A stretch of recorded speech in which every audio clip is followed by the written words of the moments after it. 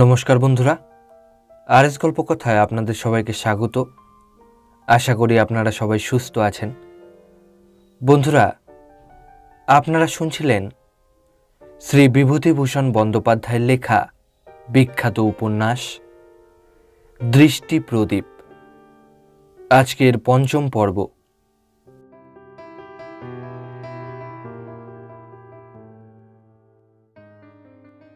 দাদা কালীগঞ্জে একটা বাতাসার কারখানায় কাজ করে। অনেক দিন তার সঙ্গে দেখা হয়নি। কিছু টাকার দরকারও ছিল, কারণ কলেজের কিছু বাকি মাইনে ও পরীক্ষার ফিয়ের টাকার অভাব হওয়াতে শৈলদি লুকিয়ে 16টা টাকা দিয়েছিল। যাওয়ার আগে সে টাকাটা তাকে দিয়ে যাওয়া দরকার, যদিও সে চায়নি। বাঁশবেড়ের ঘাটে গঙ্গা পার হয়ে ওপারে যাব, খেয়ার নৌকো আসতে দেরি হচ্ছে। আমি প্রকাণ্ড একটা পুরনো বাধাঘাটের সিঁড়িতে বসে অপেক্ষা করছি। ঘাটের ওপরে একটা জীর্ণ প্রাচীন শিব মন্দির, তার ফাটলে ফাটলে বট অশ্বত্থের গাছ। মন্দিরের চূড়ার ত্রিশূলটা পশ্চিমে হেলে পড়া সন্ধ্যার সূর্যের আলোয় মনে হচ্ছে যেন সোনার। ভারী ভালো লাগছিল মন্দিরটা আর এই জনবিরল বাধাঘাট।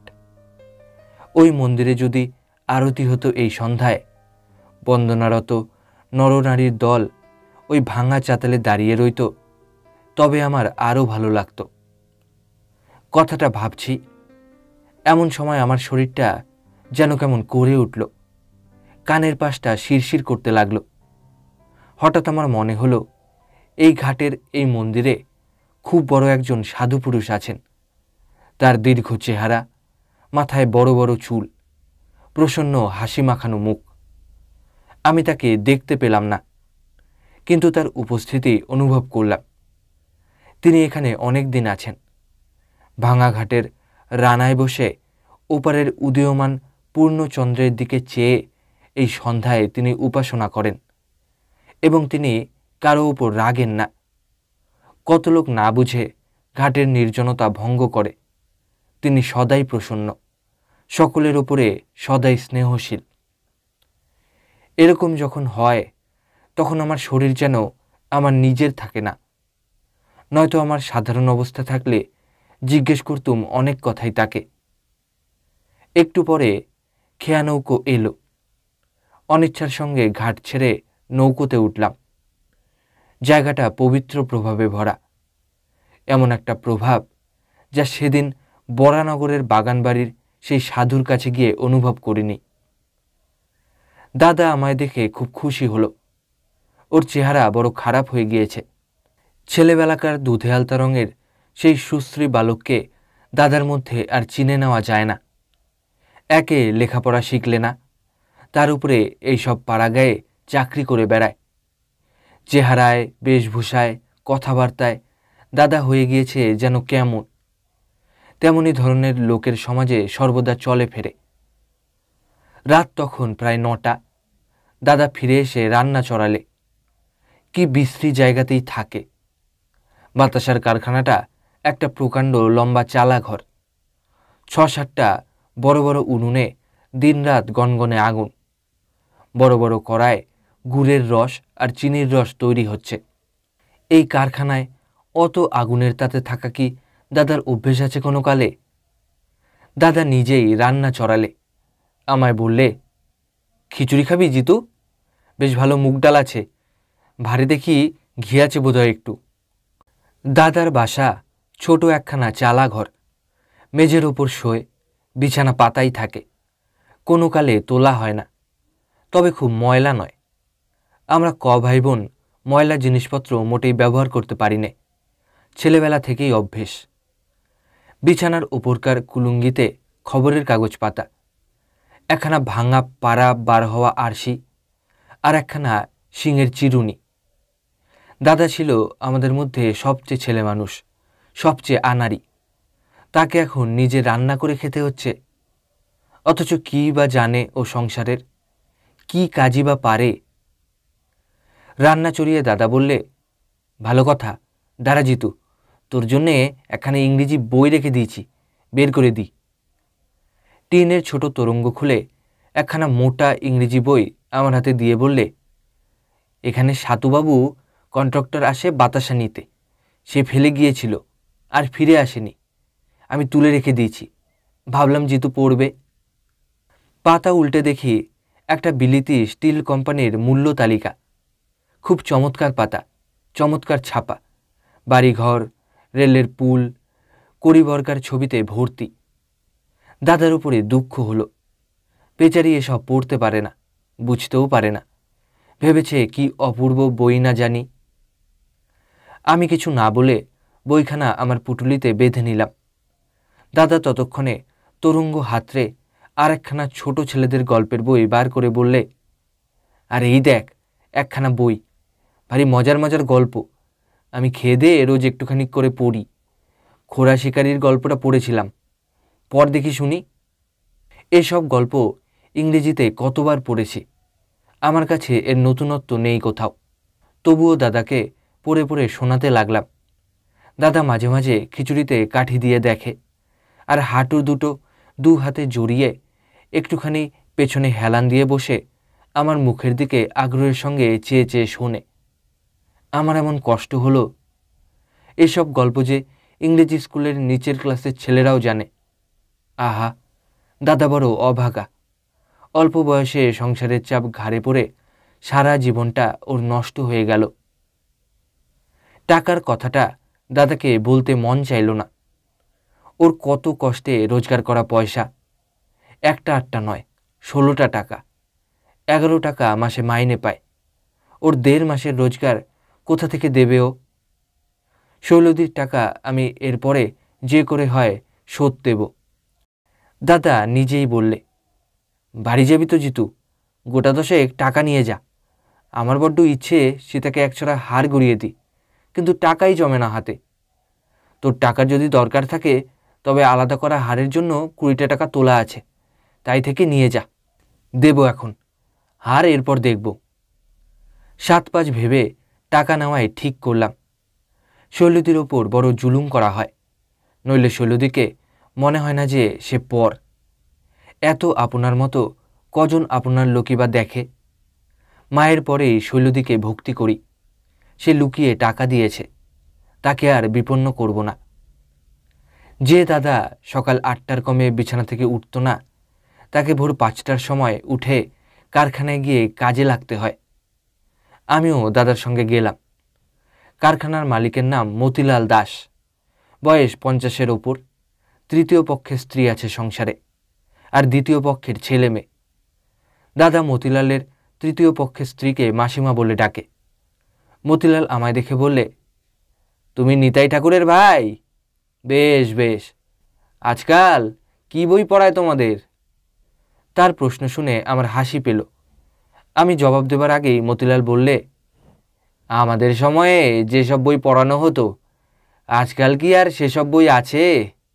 এই ধরো পদ্মপাঠ, তৃতীয় ভাগ, যদুবাবুর। আহা, কুব্জ পৃষ্ঠ, নুব্জ দেহ, উষ্ট্র সারি সারি, কি আশ্চর্য শোভাময় যাই বলিহারি।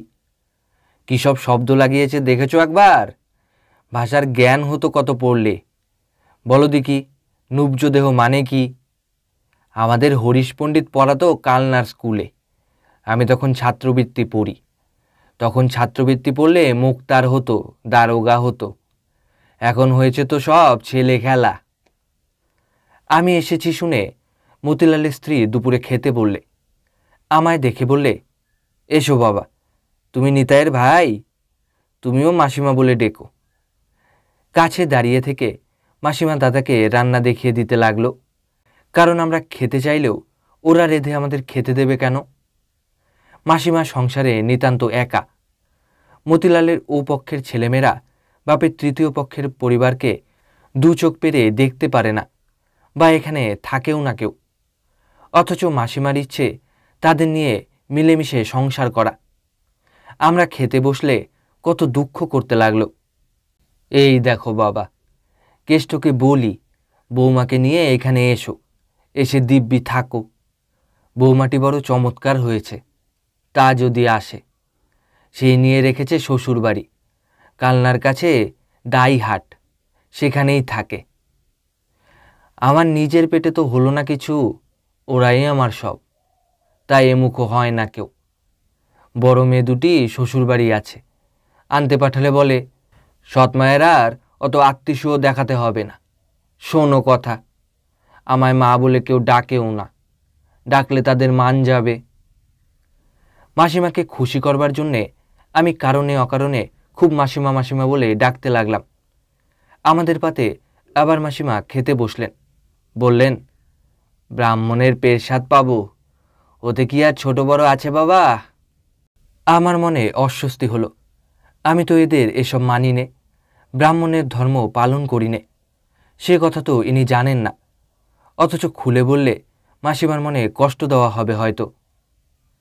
দাদার কাছ থেকে আটঘরায় এলাম। আসবার সময় সীতার জন্যে ভালো সাবান কিনে নিয়ে এলাম। বই পড়তে ভালোবাসে বলে 2-3খানা বাংলা বইও আনলাম।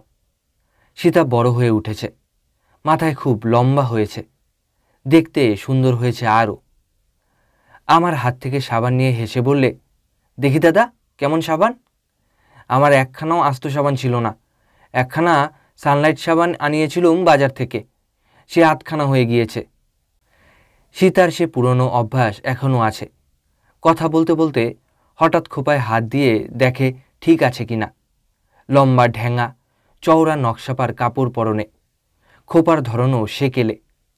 আজকাল শহরে দেখে এসেছি ওরকম খোপা উঠে গিয়েছে। ও ধরনের কাপড় পরলে সেখানে লোকে হাসবে।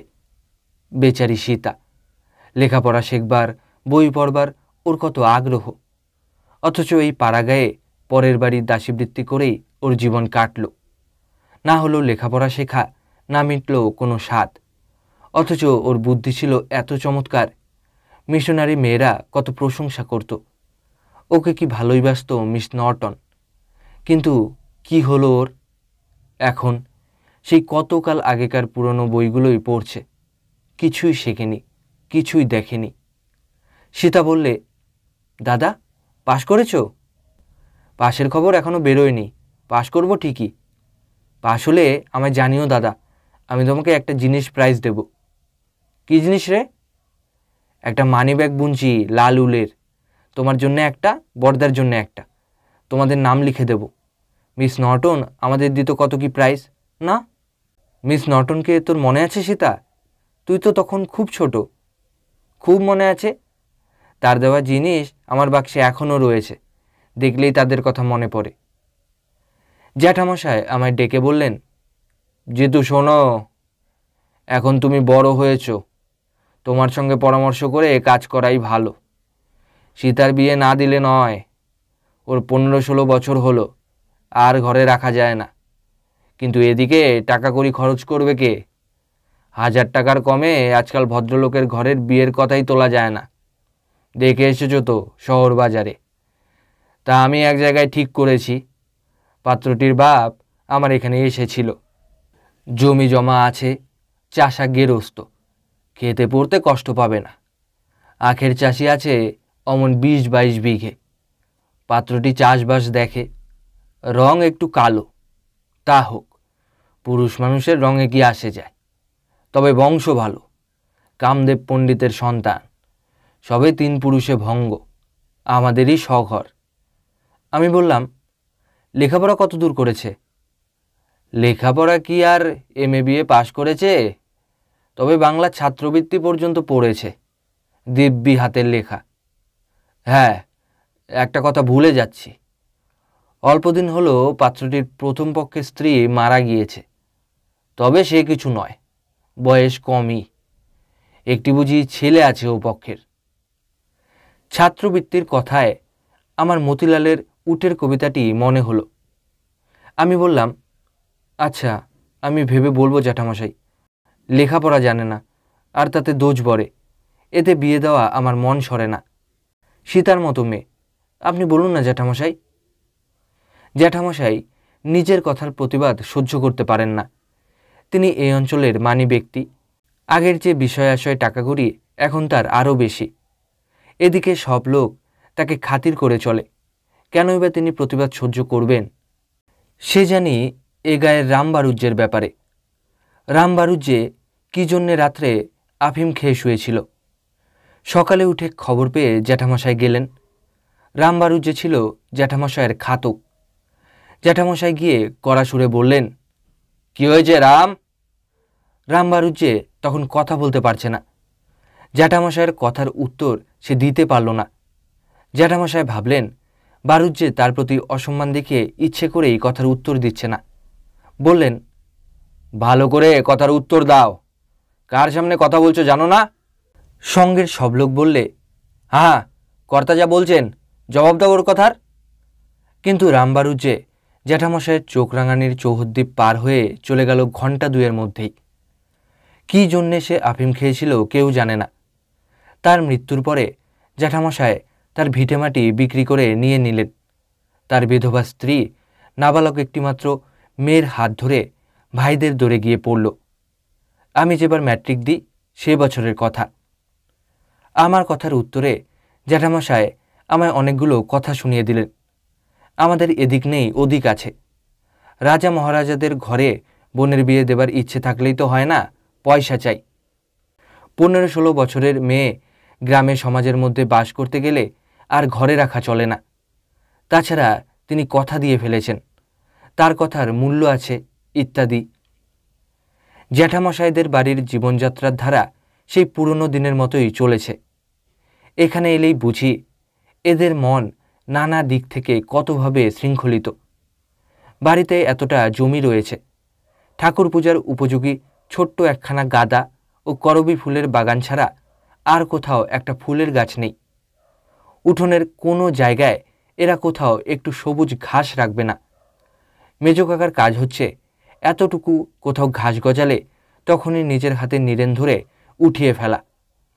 প্রকাণ্ড উঠোন চাচা ছোলা, সাদা মাটি বার করা, সবুজের লেশ নেই। বলে দেখেছি, এরা তা বোঝে না।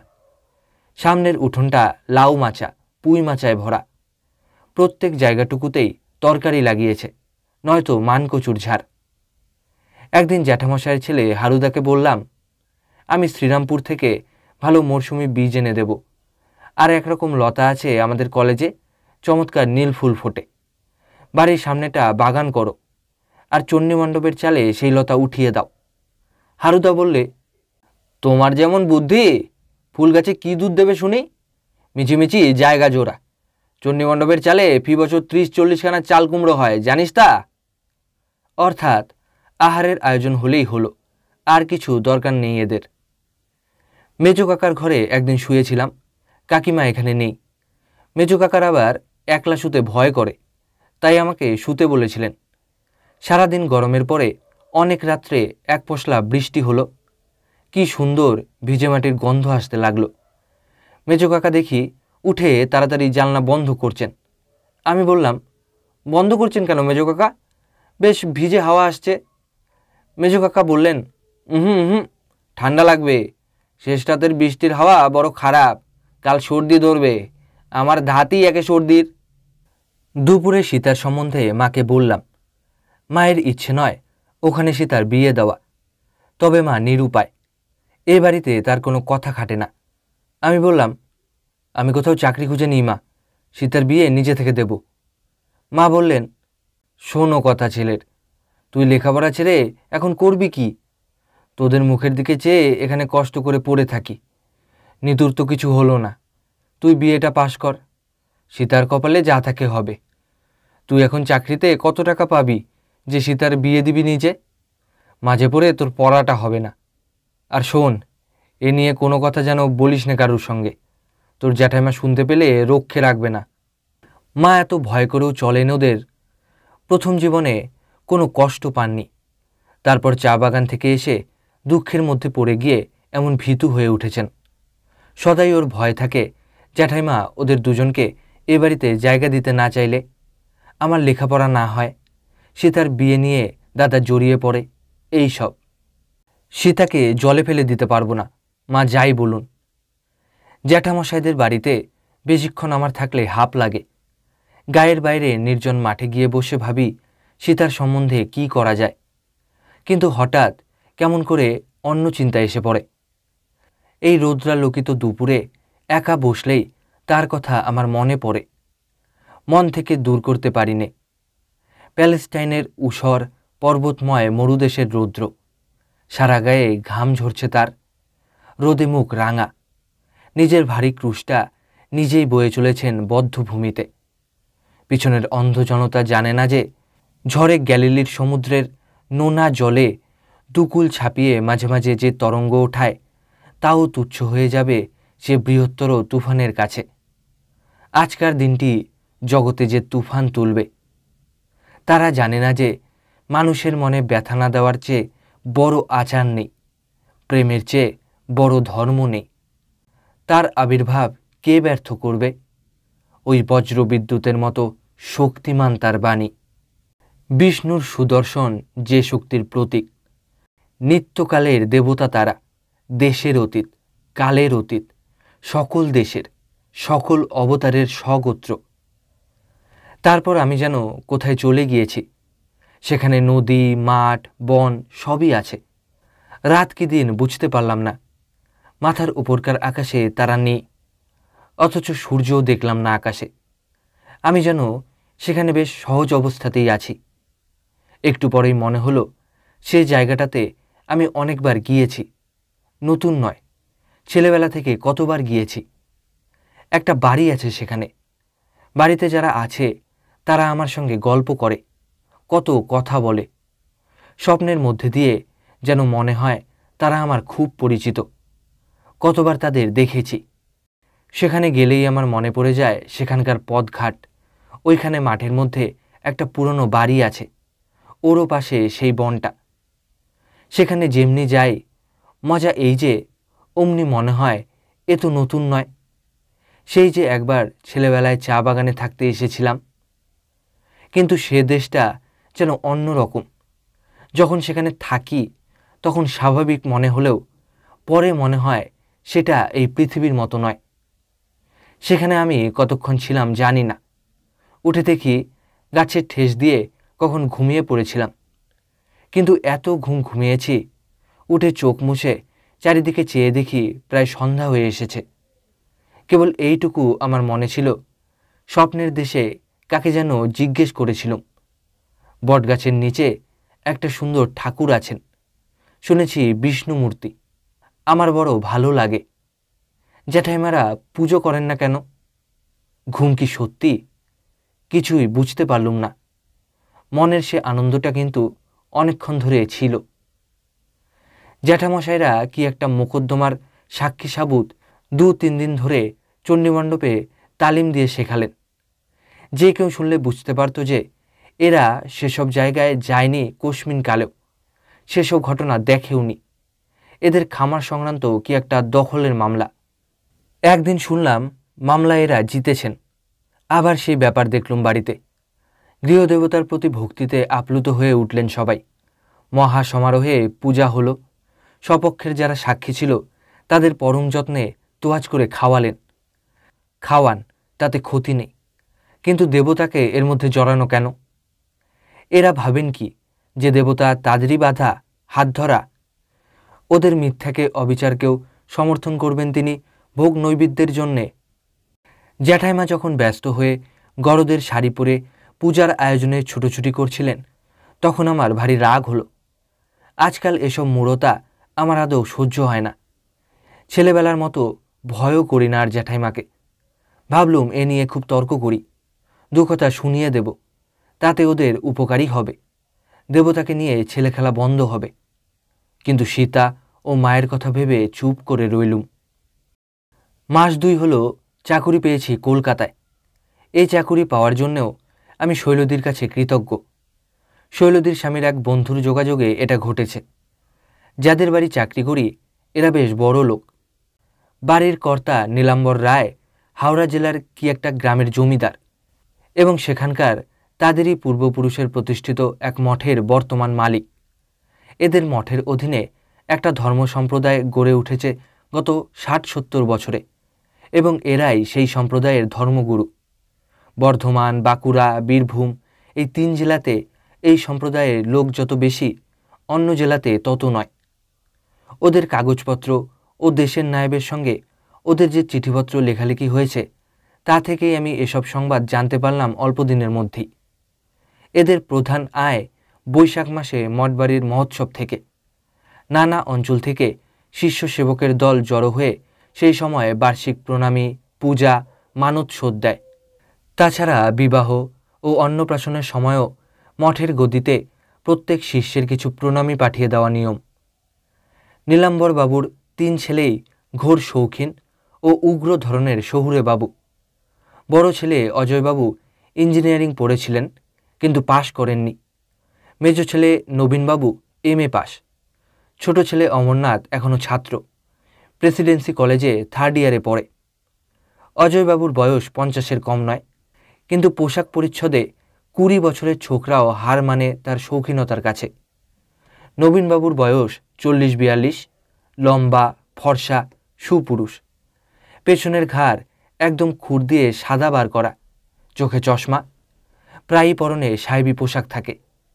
বাঙালি পোশাক পরলে পরেন হাত গিলে করা মিহি আদ্দির পাঞ্জাবি ও কোচানো কাচি ধুতি, পায়ে কালো অ্যালবার্ট জুতো। কর্তা নীলাম্বর রায়কে আমি বেশি দেখিনি। তিনি তার তাকিয়া বালিশ, গড়গড়া, পিকদানি নিয়ে দোতলাতে থাকেন। কালে ভদ্রে তার কাছে আমার যাওয়া দরকার হয়। বড় ছেলে অজয়বাবুই কাজকর্ম দেখাশোনা করেন, তার সঙ্গেই আমার পরিচয় বেশি। অজয়বাবু লোকমন্দ নন, কিন্তু নবীনবাবু ও অমরনাথের মুখে প্রথম দিনেই একটা উগ্র দাম্ভিকতার ছাপ লক্ষ্য করলুম। আমি এ ধরনের লোকের সংস্পর্শে জীবনে এ পর্যন্ত আসিনি। কি জানি আমার কোন ব্যবহারে এরা কি দোষ ধরে ফেলেন, সেই চিন্তা আমায় সর্বদা সন্ত্রস্ত করে তুললে। ওদের বাড়ি হরি ঘোষের স্ট্রিটে। বাড়িটার পূর্ব দিকে একটা ছোট গলি, কিন্তু সেই দিকেই বাড়ির সদর। হরি ঘোষের স্ট্রিটের দিকটা রেলিং বসানো লম্বা বারান্দা, বারান্দায় উঠবার সিঁড়ি নেই সেদিকে। রাস্তার ওপরের ছোট ঘরটাতেই আমার থাকবার জায়গা নির্দিষ্ট হলো। এই ঘরে আমি যে একলা থাকি তা নয়, পাশাপাশি নিচু 4-5টা তক্তাপোশের ওপর ঢালা ফরাস পাতা। তার উপরে রাত্রে যে কত লোক শোয় তার হিসেব রাখা শক্ত। এদের দেশের কাছারির নায়েব কুঞ্জ বসু প্রায়ই আসে কলকাতায়। সে আমার পাশে বিছানা পাতে। তার সঙ্গে একজন মুহুরি আসে, সে নায়েবের পাশে শোয়। বাড়ির 2জন চাকর শোয় ওদিকটাতে। ওস্তাদজি বলে একজন গানের মাস্টার বাড়ির ছেলেমেয়েদের গান ও হারমোনিয়াম বাজাতে শেখায়। সে আর তার একজন ভাইপো শোয় চাকরদের ও আমাদের মধ্যে। এতগুলো অপরিচিত লোকের সঙ্গে একসঙ্গে শোয়া কখনো অভ্যেস নেই। প্রথম দিনেই এদের গল্পগুজব, হাসি কাশি, তামাকের ধোঁয়া আমাকে অতিষ্ঠ করে তুললে। সীতার মুখ মনে করে সব অসুবিধাকে সহ্য করবার জন্যে প্রস্তুত হই। একদিন আমি সেরেস্তা ঘরে বসে কাজ করছি, হঠাৎ দেখি মেজবাবু ঘরে ঢুকেছেন। আমি মেজবাবুকে দেখে তাড়াতাড়ি উঠে দাঁড়ালাম। মেজবাবু চারদিকের দেওয়ালের দিকে চোখ তুলে চেয়ে বললেন, এ ঘরের এই ছবিগুলো নষ্ট হয়ে যাচ্ছে, তুমি নজর রাখো না? মেজবাবুর সামনাসামনি হওয়া এই আমার প্রথম। আমাকে তুমি বলে সম্বোধন করতে আমি মনে আঘাত পেলাম এবং আমার ভয়ও হলো। তাছাড়া ছবি নষ্ট হওয়ার কৈফিয়ত আমি কি দেব বুঝতে না পেরে চুপ করে আছি। এমন সময় মেজবাবু বাজখাই আওয়াজে ডাকলেন, দৈতারি! দৈতারি সেরেস্তার কালির বোতল গুনে গুনে আলমারিতে তুলছিল পাশের ঘরে। সে ঘরের পাশে বারান্দায় এসে দাঁড়িয়ে বললে, হুজুর। এই উল্লুক, তুমি দেখতে পাও না ঘরের ছবিগুলো নষ্ট হয়ে যাচ্ছে? দৈতারি ঘরের দেওয়ালের দিকে বিপন্ন মুখে চেয়ে দাঁড়িয়ে রইল। মেজবাবু হঠাৎ আমার ডেস্ক থেকে রুলটা তুলে নিয়ে তাকে হাতে পিঠে ঘা কতক বসিয়ে দিয়ে বললেন, স্টুপিড পাজি, বসে বসে শুধু মাইনে খাবে? 1 ডজন চাকর বাড়িতে মাইনে দিয়ে রাখা হয়েছে শুধু ফাঁকি দেওয়ার জন্যে? পারো ছবিগুলো এক একখানা করে, পারো আমার সামনে। দৈতারির সে রুলের ঘা যেন আমার পিঠেই পড়ল। আমি ভয়ে ভয়ে দৈতারিকে ছবি পারতে সাহায্য করতে লাগলুম। আমি সামান্য মাইনের চাকুরি করি। মেজবাবু আমাকেও ঠেস দিয়ে কথাটা বললেন। তারপর আধ ঘন্টা তিনি ঘরে দাঁড়িয়ে রইলেন। আমিও দৈতারি তার সামনে সমস্ত ছবিগুলো একে একে পেরে পরিষ্কার করলাম। সাহস করে যেন মাথা তুলে চাইতে পারলাম না, যেন আমি নিজেই ছবির তদারক না করে প্রকাণ্ড অপরাধ করে ফেলেছি। সেই দিন প্রথম বুঝলাম আমার মতো সামান্য মাইনের লোকের কি খাতির আর কি মান এদের কাছে। সীতার বিয়ের একটা বন্দোবস্ত করতে পারি, তবে আবার পড়ব। ছোট বউ ঠাকরুনের কথা এই সময় মনে হলো, শৈলদীর কথাও মনে পড়ল। কত ধরনের মানুষই আছে সংসারে। অমরনাথ বাবুর বৈঠকখানা আমাদের ঘরের সামনে, খুব শৌখিন জিনিসপত্র সাজানো, এবং প্রত্যেক দিনই কোনো না কোনো শৌখিন জিনিস কেনা লেগেই আছে। সে ঘরে রোজ সন্ধ্যার পর বন্ধুবান্ধবেরা এসে গানের আড্ডা বসায়। কেউ ডুগি তবলা, কেউ হারমোনিয়াম বাজায়। গান বাজনায় অমরবাবুর খুব ঝোঁক। সেদিন 250 টাকার একটা গানের যন্ত্র রাখবার কাচের আলমারি কেনা হলো। তিনি কলেজের ছাত্র বটে, কিন্তু আমি পড়াশোনা করতে একদিনও দেখিনি তাকে। একদিন বেলা 10টার সময় অমরনাথবাবু ঘরে ঢুকে বললেন, ওহে 5টা টাকা দাও তো, আছে তোমার কাছে? আমি প্রথমটা অবাক হয়ে গেলাম। আমার কাছে টাকা চাইতে এসেছেন ছোটবাবু? ব্যস্তভাবে আমার বাক্সটা খুলে টাকা বার করে সসম্ভ্রমে তার হাতে দিলাম। দিন কতক কেটে গেল। আরও একদিন 3টে টাকা চাইলেন। মাইনের টাকা সব এখনো পাইনি। 10টা টাকা মোটে পেয়েছিলাম, তা থেকে দিয়ে দিলুম 8 টাকা। 2-3 মাসে ছোটবাবু আমার কাছে 25 টাকা নিলেন। বাড়ির ও আমার হাত খরচ বাদে যা কিছু বাড়তি ছিল সবই তার হাতে তুলে দিলাম। একদিন দাদা চিঠি লিখলে, তার বিশেষ দরকার। 15টা টাকা যেন আমি পাঠিয়ে দিই। আমার হাতে তখন মোটেই টাকা নেই। ভাবলুম, ছোটবাবুর টাকাটা তো দেওয়ার কথা এতদিনে, দিচ্ছেন না কেন? বড় মানুষের ছেলে, সামান্য টাকা খুচরো কিছু কিছু করে নেওয়া সে ওর মনেই নেই বোধ হয়। লজ্জায় চাইতেও পারলাম না। অগত্যা 12টা টাকা আগাম পাওয়ার জন্যে একটা দরখাস্ত করলুম। সেদিন আপিসে আবার বসেছেন মেজবাবু। দরখাস্ত পড়ে আমার দিকে চেয়ে বললেন, কি হবে তোমার আগাম টাকা? মেজবাবুকে আমার বড় ভয় হয়। বললুম, দাদা চেয়ে পাঠিয়েছেন, হাতে আমার কিছু নেই তাই। মেজবাবু বললেন, তুমি কতদিন সেরেস্তায় কাজ করছো? 4 মাস মোটে? না, এত কম দিনের লোককে অ্যাডভান্স দেওয়া স্টেটের নিয়ম নেই। তাছাড়া তুমি তো এখনো পাকা বহাল হওনি, এখনো প্রবেশনে আছো। কই, চাকুরিতে ঢুকবার সময় সে কথা তো কেউ বলেনি যে আমি প্রবেশনে বহাল হচ্ছি বা কিছু। যাই হোক, দরখাস্ত ফিরিয়ে নিয়ে এলাম। দাদাকে টাকা পাঠানো হলোই না। এদিকে ছোটবাবুও টাকা দিলেন না, ভুলেই গিয়েছেন দেখছি সে কথা। প্রথমে আসবার সময় ভেবেছিলাম এরা কোনো দেবস্থানের সেবায়েত, সাধু মহান্ত মানুষ হবেন, ধর্মের একটা দিক এদের কাছে জানা যাবে। কিন্তু এরা ঘোর বিলাসী ও বিষয়ী, এখন তা বুঝছি। মেজবাবু এই 4 মাসের মধ্যে অ্যাটর্নির বাড়ি পাঠিয়েছেন আমায় যে কতদিন। কোথায় জমি নিয়ে ইমপ্রুভমেন্ট ট্রাস্টের সঙ্গে প্রকাণ্ড মোকদ্দমা চলছে। এ বাদে কুঞ্জ নায়েব তো প্রায়ই দেশ থেকে আপিলের কেস আনছেন। মেজবাবু মামলা মোকদ্দমা নাকি খুব ভালো বোঝেন। কুঞ্জ নায়েব সেদিন বলছিল, অপরে কি করে ধর্মানুষ্ঠান করে, তারা কি মানে, কি বিশ্বাস করে, এসব দেখে বেড়াতে আমার বড় ভালো লাগে। একদিন হাওড়া পুলের ওপারে হেঁটে অনেক দূর বেড়াতে গেলুম। এক জায়গায় একটা ছোট মন্দির। জায়গাটা পাড়াগা মতো। অনেক মেয়েরা জড়ো হয়েছে, কি পুজো হচ্ছে। আমি মন্দির দেখে সেখানে দাঁড়িয়ে গেলাম। দেবতার স্থানে পূজা অর্চনা হতে দেখলে আমার বড় কৌতূহল হয় দেখবার ও জানবার জন্যে। একটা বড় বটগাছের তলায় ছোট্ট মন্দিরটা, বটের ঝুড়ি ও শেকড়ের দৃঢ় বন্ধনে আষ্টে পৃষ্ঠে বাঁধা। মন্দিরের মধ্যে সিঁদুর মাখানো গোল গোল পাথর। ছোট একটা পেতলের মূর্তিও আছে। শুনলাম ষষ্ঠী দেবীর মূর্তি। বাড়ি থেকে মেয়েরা নৈবেদ্য সাজিয়ে এনেছে। পুরুত ঠাকুর পুজো করে সকলকে ফুল বেলপাতা নির্মাল্য দিলেন। ছেলেমেয়েদের মাথায় শান্তি জল ছিটিয়ে দিলেন। সবাই সাধ্যানুসারে কিছু কিছু দক্ষিণা দিলে পুরুত ঠাকুরকে। তারপর নিজের নিজের ছেলেমেয়েদের নিয়ে নৈবেদ্যের খালি থালা হাতে সবাই বাড়ি চলে গেল। কাছেই একটা পুকুর। পুরুত ঠাকুর আমার হাতেও 2খানা বাতাসা ও ফুল বেলপাতা দিয়েছিলেন।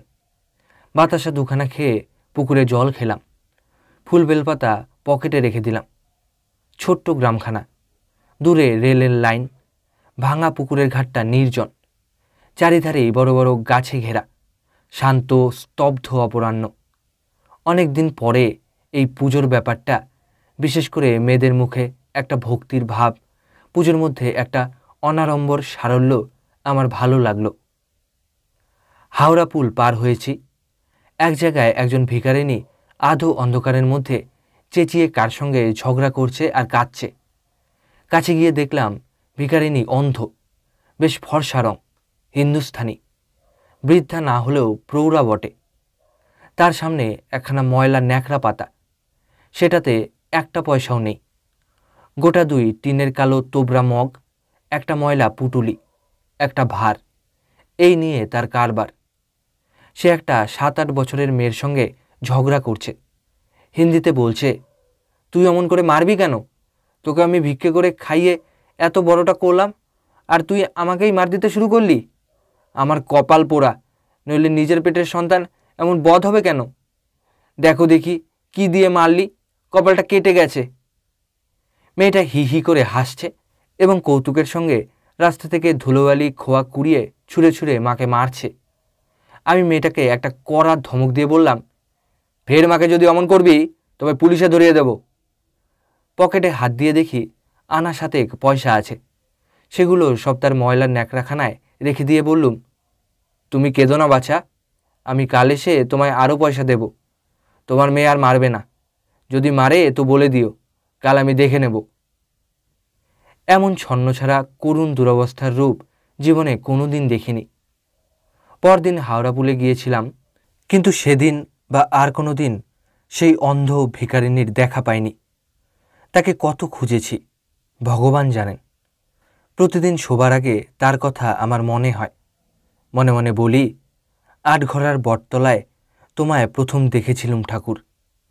তোমার মুখে অত করুণা মাখানো, মানুষকে এত কষ্ট দাও কেন? তা হবে না, তার ভালো করতেই হবে তোমায়।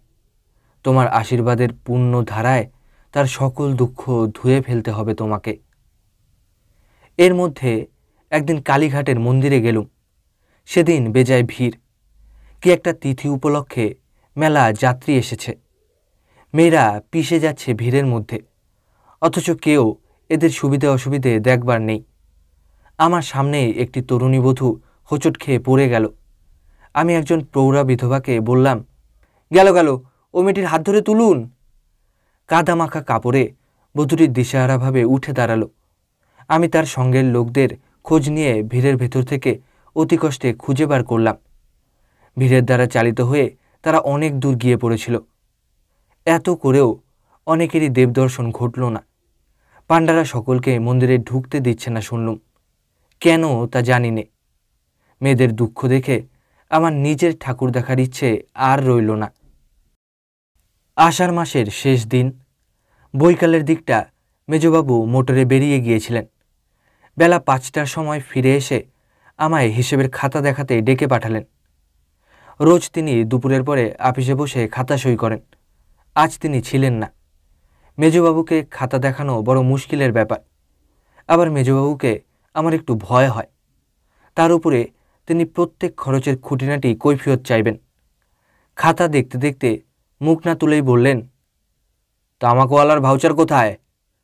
আমি বললাম, তামাকওয়ালা ভাউচার দেয়নি, খুচরো দোকান, ওরা ভাউচার রাখে না। মেজবাবু ভ্রুকুচকে বললেন, কেন? নবীন মোহরি তো ভাউচার আনতো। তার মুখ দেখে মনে হলো তিনি আমায় অবিশ্বাস করছেন। আমি জানি নবীন মোহরি যেখানে ভাউচার মেলে না, মনিবকে বুঝিয়ে দেবার জন্যে সেখানে ভাউচার নিজেই বানাতো। আমি সে মিথ্যার আশ্রয় নিই না। বললাম, আপনি জেনে দেখবেন, ওরা ভাউচার কখনো দেয় না।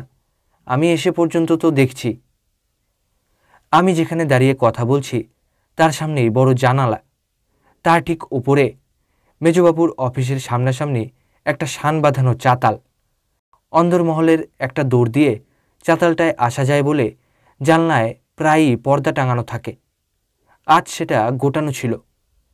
আমি একবার মুখ তুলতেই জানালা দিয়ে নজর পড়ল। অন্দরের দরজার কাছে দাঁড়িয়ে কাদের ছোট্ট একটি খোকা, নিতান্ত ছোট, বছর 2 বয়স হবে। বোধ হলো যেন দরজা খোলা না পেয়ে চুপ করে দরজার বাইরে দাঁড়িয়ে আছে। আমি ভাবছি, বেশ খোকাটি তো, কাদের খোকা? এ বাড়িতে যতদূর জানি অত ছোট ছেলে কারুর তো নেই। এ ওখানে এলো কার সঙ্গে? মেজবাবু বললেন, এদিকে মন দাও, ওদিকে কি দেখছো? আমি বললাম, কাদের খোকা দাঁড়িয়ে রয়েছে ওখানে। আঙুল দিয়ে দেখিয়ে বললাম, ওই যে দাঁড়িয়ে রয়েছে চাতালের দরজায়, বাড়িতে ঢুকতে পারছে না বোধ হয়। মেজবাবু সেদিকে চেয়ে বললেন, কই, কোথায় কে? ঠিক সেই সময় অন্দরের দরজা খুলে মেজবাবুর স্ত্রী, তাকে অনেকবার মোটরে উঠতে নামতে দেখেছি, বার হয়ে এলেন এবং খোকাকে কোলে তুলে নিলেন। আমি চোখ নামিয়ে নিলাম। মেজবাবু বললেন, কোথায় তোমার খোকা নাকি? আমি বিস্মিত হয়ে বললাম, বারে, ওই তো উনি খোকাকে কোলে নিলেন। চোখ তুলে চাতালের দিকে চেয়ে মেজবাবুর স্ত্রীকে আর দেখতে পেলাম না। অন্দরের দরজাও বন্ধ, নিয়ে বোধ হয় বাড়ির মধ্যে চলে গিয়েছেন। মেজবাবু বললেন, কে নিয়ে গেলেন? উনি মানে কি? কী বকছো পাগলের মতো? মেজবাবু আমার দিকে কেমন এক ধরনের চেয়ে রয়েছেন দেখলাম। আমি তার সে দৃষ্টির সামনে থতমত খেয়ে গেলাম। আমার মনে হলো মেজবাবু সন্দেহ করছেন আমার মাথা খারাপ আছে নাকি। সঙ্গে সঙ্গে বিস্মিত হলুম একথা ভেবে যে এই ওর স্ত্রী দরজা খুলে এলেন, খোকাকে কোলে তুলে নিলেন। এই তো দিনমানে আর এই 30 হাতের মধ্যে চাতাল। এ উনি দেখতে পেলেন না কেন? পরক্ষণেই চট করে আমার সন্দেহ হলো আমার সেই পুরনো রোগের ব্যাপার এর মধ্যে কিছু আছে নাকি। এত সাধারণ ও স্বাভাবিক ঘটনার মধ্যে যে অন্য কিছু আছে বা হতে পারে, এ এতক্ষণ আমার মনেই ওঠেনি। তাহলে কোনো কথা কি বলতাম? এক্ষুনি চাকুরি থেকে ছাড়িয়ে দিতে পারে, বলতেই পারে এর মাথা খারাপ, একে দিয়ে চলবে না। কিন্তু আমার বড় কৌতূহল হলো। সন্ধ্যার সময় মোহিনী ঝি আমার বারান্দার সামনে দিয়ে যাচ্ছে, তাকে জিজ্ঞেস করলুম, শোনো, আচ্ছা বাড়িতে 1.5 বছর 2 বছরের খোকা কার আছে বলো তো? ঝি বললে, এত ছোট খোকা তো কারুর নেই। সেই দিন রাত 12টায় খুব হইচই। মেজবাবু স্ত্রীর অবস্থা সংকটাপন্ন। লোক ছুটল ডাক্তার আনতে। মেজবাবু স্ত্রী যে অন্তঃসত্ত্বা ছিলেন বা সন্ধ্যার পর থেকে পাশ করার ধাত্রী এসে বসে আছে, এসব কথা তখন আমি শুনলাম, কারণ সবাই বলাবলি করছে। শেষ রাত্রে শুনলাম তার একটি পুত্র সন্তান হয়েছে। মনে মনে বিস্মিত হলেও কারো কাছে এ নিয়ে আর কোনো কথা বললাম না। নিজেই দেখি অথচ নিজেই বুঝি নে এসবের মানে কি। চুপচাপ থাকাই আমার পক্ষে ভালো। এই ঘটনার পরে আমার ভয় হলো আমার সেই রোগ আবার আরম্ভ হবে। ও যখন আসে তখন উপরে উপরই অনেকবার হয়, তারপর দিন কতকের জন্যে আবার একেবারেই বন্ধ থাকে। এইবার বেশি করে শুরু হলে আমার চাকুরি ঘুচে যাবে, সে তার কোনো কিনারাই করতে পারবো না। মেজবাবু হিসেবের খাতা লেখার কাজ দিলেন নবীন মুহুরীকে। তার ফলে আমার কাজ বেজায় বেড়ে গেল। ঘুরে ঘুরে এদের কাজে খিদিরপুর, বরানগর, কালীঘাট করতে হয়। আর দিনের মধ্যে 17 বার দোকানে বাজারে যেতে হয় চাকরকে সঙ্গে নিয়ে। খাওয়া দাওয়ার নির্দিষ্ট সময় নেই, দিনে রাতে শুধু ছুটোছুটি কাজ। এই দোকানের হিসেব নবীন মুহুরীকে বুঝিয়ে দেওয়া একটা ঝঞ্ঝাট। রোজ সে আমাকে অপমান করে ছুতোয় নাতায়, আমার কথা বিশ্বাস করে না। চাকরদের জিজ্ঞেস করে আড়ালে সত্যি সত্যি কী দরে জিনিসটা এনেছি। সীতার মুখ মনে করে সবই সহ্য করে থাকি। কার্তিক মাসে ওদের দেশের সেই মহোৎসব হবে। আমাদের সকলকে দেশে পাঠানো হলো। আমি অনেক আগে থেকেই শুনে আসছি। অত্যন্ত কৌতূহল ছিল দেখব ওদের সাম্প্রদায়িক ধর্মানুষ্ঠান কী রকম। গ্রামে এদের প্রকাণ্ড বাড়ি, বাগান, দিঘি, এরাই গ্রামের জমিদার। তবে বছরে এই একবার ছাড়া আর কখনো দেশে আসেন না। কুঞ্জ নায়েব বাকি 10 মাস এখানকার মালিক। একটা খুব বড় ফাঁকা মাঠে মেলা বসেছে। এখানকার দোকান পসারি বেশি, অনেকগুলো খাবারের দোকান, মাটির খেলনার দোকান, মাদুরের দোকান। একটা বড় বটগাছের তলাটা বাঁধানো, সেটাই নাকি পীঠস্থান। লোকে এসে সেইখানে পুজো দেয়। আর বটগাছটার ডালে ও ঝুড়িতে ইট বাঁধা ও লাল নীল ন্যাকড়া বাঁধা। লোকে মানত করার সময় ওই সব গাছের গায়ে বেঁধে রেখে যায়। মানত শোধ দেওয়ার সময় এসে খুলে দিয়ে পুজো দেয়। বটতলায় সারি সারি লোক ধর্না দিয়ে শুয়ে আছে। মেয়েদের ও পুরুষদের ধর্না দেওয়ার জায়গা আলাদা আলাদা। বড়বাবু ও মেজবাবুতে মহন্তের গদিতে বসেন। কর্তার নীলাম্বর রায় আসেননি, তার শরীর সুস্থ নয়। এদের বেদির ওপরে আশপাশে তাকিয়া ফুল দিয়ে সাজানো, সামনে ঝকঝকে প্রকাণ্ড রূপোর থালাতে দিনরাত প্রণামী পড়ছে। দুটো থালা আছে, একটাতে মহন্তের নজর, আরেকটাতে মানত ও পুজোর প্রণামী। নবীন মুহুরী, বেচারাম ও আমার কাজ হচ্ছে এইসব টাকাকড়ির হিসেব রাখা।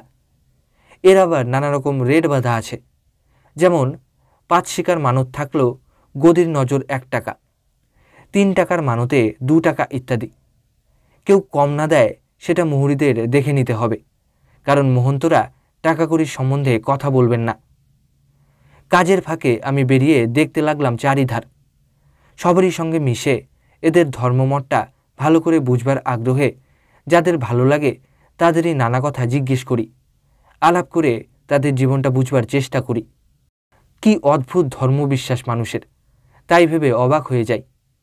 কত দূর থেকে যে লোক এসেছে পোটলাপুটলি বেঁধে, ছেলেমেয়ে সঙ্গে নিয়েও এসেছে অনেকে। এখানে থাকবার জায়গা নেই, বড় একটা মাঠে লোকে এখানে ওখানে এই কার্তিক মাসের হিমে চট, শতরঞ্জি, হোগলা মাদুর যে যা সংগ্রহ করতে পেরেছে তাই দিয়ে থাকবার জায়গা তৈরি করে তারই তলায় আছে। কেউ বা আছে শুধু গাছতলাতে। যে যেখানে পারে মাটি খুঁড়ে কি মাটির ঢেলা দিয়ে উনুন বানিয়ে রান্না করছে। একটা সজনে গাছতলায় এক বুড়ি রান্না করছিল। সেই একাই এসেছে হুগলি জেলার কোন গা থেকে। তার এক নাতি হুগলির এক উকিলের বাসার চাকর, তার ছুটি নেই। বুড়ি প্রতি বছর একা আসে। আমায় বললে, বড্ড জাগ্রত ঠাকুর গো বটতলার গোসাই, মোর মালচি গাছে ক্যাটাল মোটে ধরতো নি, জালি পরে আর খসে খসে যায়, তাই বন্যু বাবার থানে ক্যাটাল দিয়ে আসবো। হে ঠাকুর ক্যাটাল যেন হয়।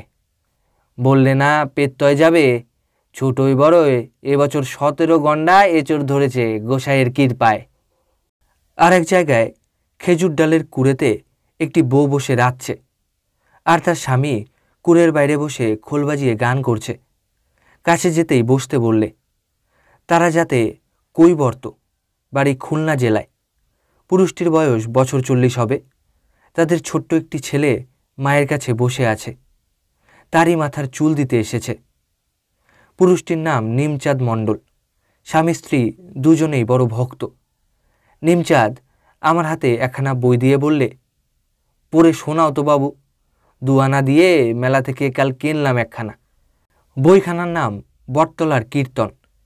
স্থানীয় ঠাকুরের মাহাত্ম্য সূচক, তাতে অনেকগুলো ছড়া। বটতলার গোসাই ব্রহ্মার সঙ্গে পরামর্শ করে এখানে এসে আস্তানা বেঁধেছেন। কলিরাজ ভয়ে তার সঙ্গে এই সন্ধি করলে যে বটতলার হাওয়া যতদূর যাবে ততদূর পর্যন্ত কলির অধিকার থাকবে না। বটতলার গোসাই পাপীর মুক্তিদাতা, সর্বজীবের আশ্রয়, সাক্ষাৎ শ্রীহরির 11 অবতার। কলিতে নতুন রূপ শুনো মন দিয়া, বটতলে স্থিতি হইল ভক্ত দল নিয়া। খেদে কহে কলিরাজ এ বড় বিষম কাজ, মোর দশা কি হবে গোসাই।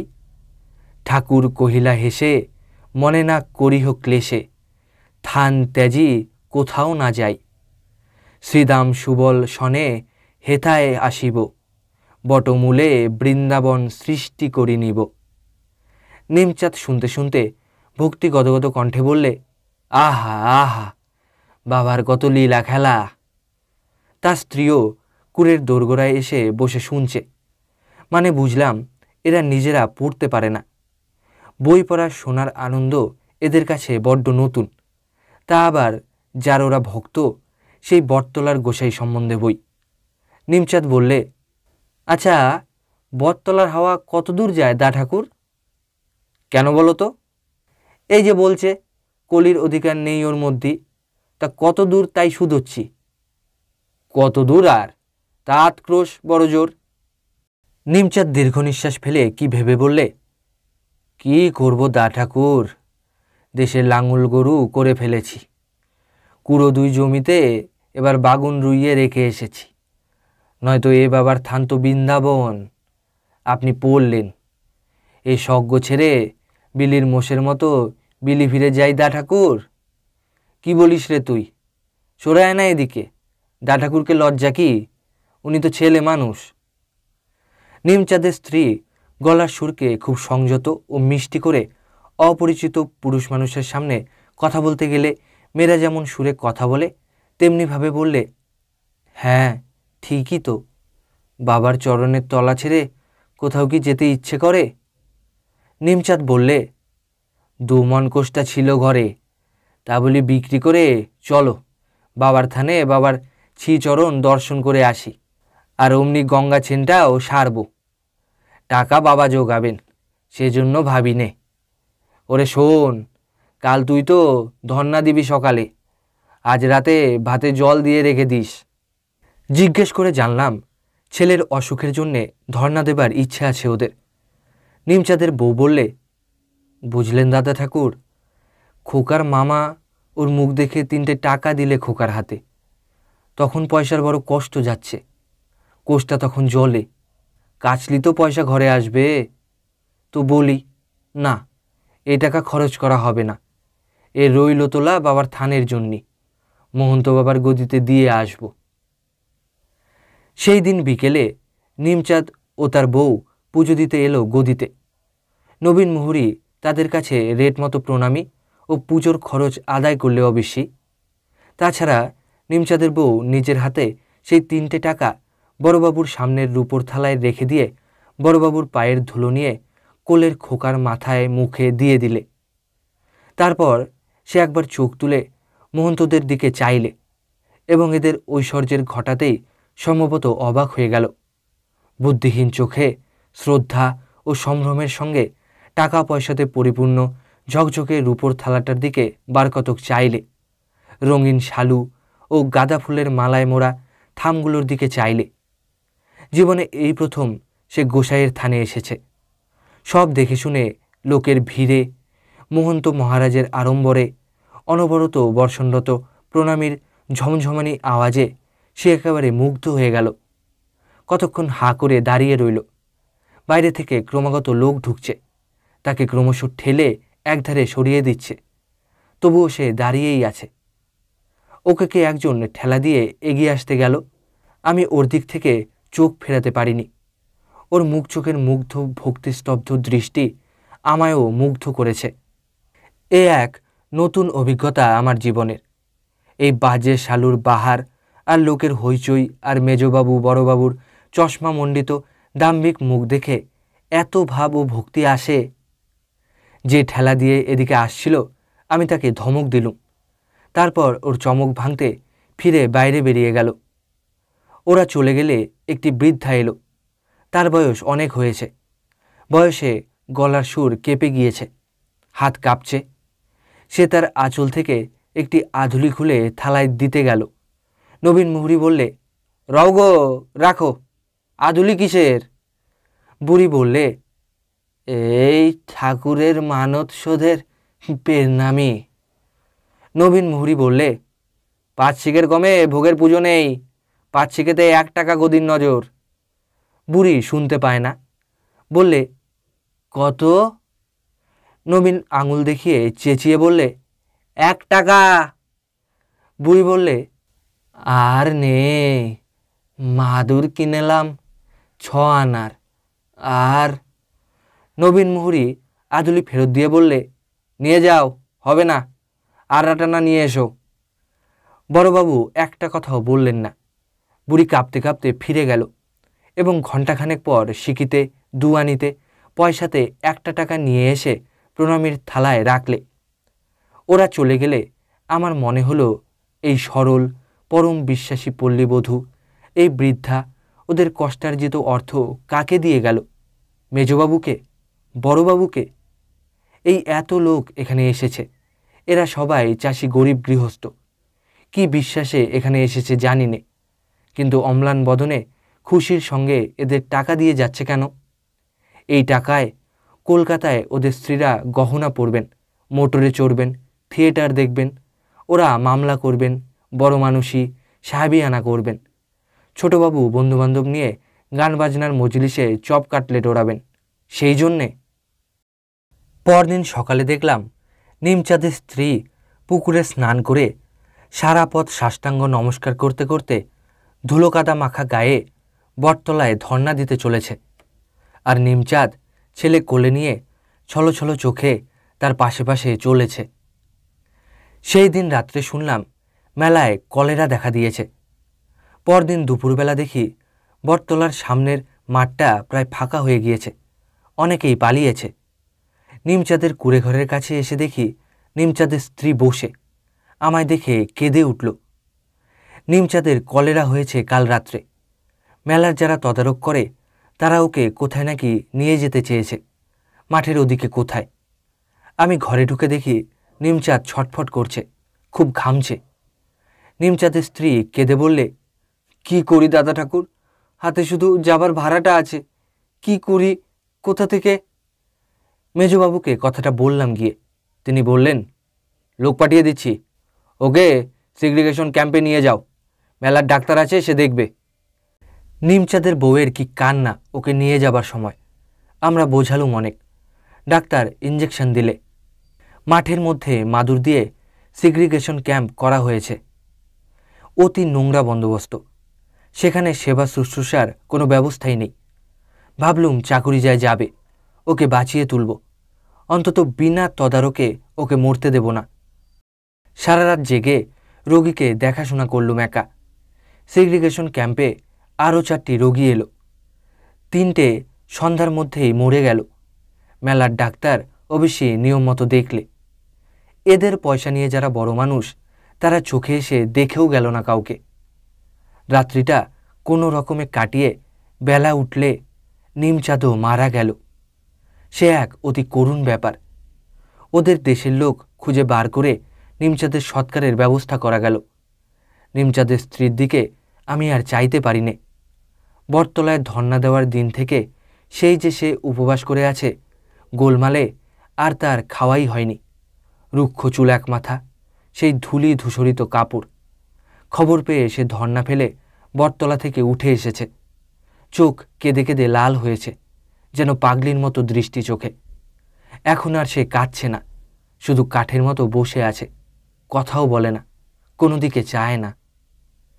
মেজবাবুকে বলাতে তিনি ওকে দেশে পাঠিয়ে দেওয়ার খরচ 2 টাকা মঞ্জুর করলেন, কিন্তু সে আমি যথেষ্ট বললাম ও অনুরোধ করলাম বলে। আরও কত যাত্রী এরকম মরে গেল বা তাদের কি ব্যবস্থা হলো, এসব দেখবার দায়িত্ব এদেরই তো। ওরাই রইলেন নির্বিকারভাবে বসে। আমার কাছে কিছু ছিল, যাবার সময় নিমচাঁদের স্ত্রীর হাতে দিলুম। চোখের জল রাখতে পারি নে যখন সে চলে গেল। দিন 2 পরে রাত্রে বসে আমি ও নবীন মুহুরী হিসেব মেলাচ্ছি মেলার দেনা পাওনার।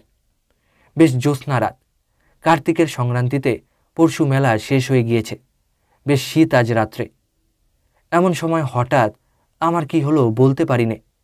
দেখতে দেখতে নবীন মুহুরী, মেলার 8চালা ঘর সব যেন মিলিয়ে গেল। আমি যেন এক বিবাহ সভায় উপস্থিত হয়েছি। অবাক হয়ে চেয়ে দেখি সীতার বিবাহ সভা। জ্যাঠামশায় কন্যা সম্প্রদান করতে বসেছেন। খুব বেশি লোকজনের নিমন্ত্রণ হয়নি, বরপক্ষেও বরযাত্রী বেশি নেই। দাদাকেও দেখলুম, দাদা বসে ময়দা ঠাসছে। আরও সব কি কি ঘষা কাচের মধ্যে দিয়ে যেন সবটা দেখছি, খানিকটা স্পষ্ট, খানিকটা অস্পষ্ট। চমক ভাঙলে দেখি নবীন মুহুরী আমার মাথায় জল দিচ্ছে। বললে, কি হয়েছে তোমার, মাঝে মাঝে ফিটাও নাকি? আমি চোখ মুছে বললুম, না, ও কিছু না। আমার তখন কথা বলতে ভালো লাগছে না। সীতার বিবাহ নিশ্চয়ই হচ্ছে, আজ এখনই হচ্ছে। আমি ওকে বড় ভালোবাসি। আমার চোখকে ফাঁকি দিয়ে জ্যাঠামশায় ওর বিবাহ দিতে পারবেন না, আমি সব দেখেছি।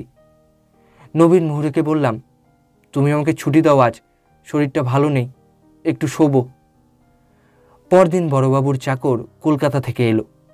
মায়ের একখানা চিঠি কলকাতার ঠিকানায় এসে পড়েছিল। মায়ের জবানি, জ্যাঠামশায়ের লেখা আসলে। 2রা অগ্রহায়ণ সীতার বিয়ে, সেই জ্যাঠামশায়ের ঠিক করা পাত্রের সঙ্গেই। তিনি কথা দিয়েছেন, কথা খোয়াতে পারেন না। বিশেষ অত বড় মেয়ে ঘরে রেখে 5 জনের কথা সহ্য করতে প্রস্তুত নন। আমরা কোন কালে কি করব তার আশায় তিনি কতকাল বসে থাকেন, ইত্যাদি। বেচারি সীতা, ওর সাবান মাখা, চুল বাঁধা, মিথ্যে শৌখিনতার অক্ষম চেষ্টা মনে পড়ল। কত করে ওর মুখের দিকে চেয়ে এতকাল কিছু গ্রাহ্য করিনি। বেশ দেখতে পেলাম ওর ঘন কালো চুলের সিতিপাটি ব্যর্থ হয়ে গেল। ওর শুভ্র নিষ্পাপ জীবন নিয়ে সবাই ছিনিমিনি খেললে।